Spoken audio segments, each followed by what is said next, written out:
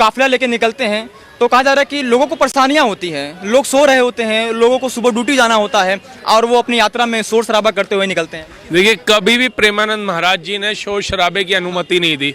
वो तो खुद इतने शांति प्रिय तरीके से अपनी पद यात्रा को करते हैं, अपनी परिक्रमा करते हैं कि वो तो मतलब समझिए तिनके को भी तकलीफ ना होने दे। वो ऐसे महागुरु हैं, ऐसे सनातनी हैं। और जिन लोगों को तकलीफ हो रही थी, हर चीज को कहने का एक तात्पर्य होता है, एक कहने का तरीका होता है। अगर इन लोगों को इतनी तकलीफ थी तो ये अगर प्रेमानंद महाराज जी के पास चले जाते ना और उन्हें बताते तो वो इस तकलीफ का निवारण पहले ही निकाल देते। लेकिन अपने सोसाइटी की पब्लिसिटी के लिए, अपनी पब्लिसिटी के लिए एक ऐसे सनातन धर्मी गुरु का अपमान करना सिर्फ उनका अपमान नहीं है, ये 140 करोड़ सनातनियों का अपमान है।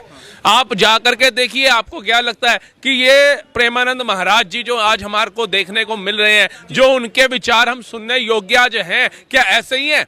कभी जाकर के देखिए, एक मूवी चल रही है छावा, कैसे छत्रपति शिवाजी ने और संभाजी महाराज ने नाखून तक उनके उतार दिए गए, जवान तक उनकी चीर दी गई, छाती से मांस तक अलग कर दिया गया, लेकिन धर्म नहीं बदला, सनातन को झुकने नहीं दिया, भगवा लहरा दिया, तो हमारा केसरिया लहरा दिया। इनकी शहादतें बाबा जोरावर सिंह, बाबा जुझार सिंह, बाबा फतेह सिंह, बाबा अजीत सिंह, चार साहिबजादे, गुरु गोविंद सिंह साहिब, गुरु तेग बहादुर साहिब, इनकी शहादतों के बाद ये सनातन धर्म बचा है। और अभी भी देश के अंदर कुछ ऐसे लोग हैं जो सनातन को मिटाने की बात करते हैं। और प्रेमानंद महाराज तो ऐसे महाराज, ऐसे सनातनी हैं जिनके गुणगान हर धर्म का बंदा कर रहा है। लेकिन दुख तब होता है जब कोई अन्य धर्म का बंदा महाराज जी के ऊपर टिप्पणी नहीं करता। हमारे सनातनी हिंदू आकर करके उनके ऊपर ऐसी टिप्पणी करते हैं कि उनके आने से ढोल नगाड़े बजते हैं, उनके आने से शोर शराबा होता है। अरे भैया, संत हैं वो।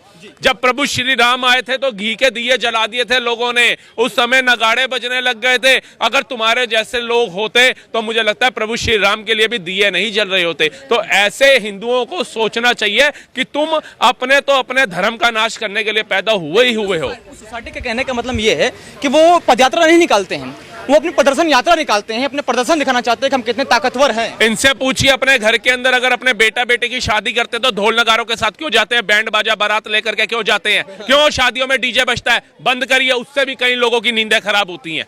पूछिए इनसे, क्या ये पहले अपने घर से शुरुआत करेंगे?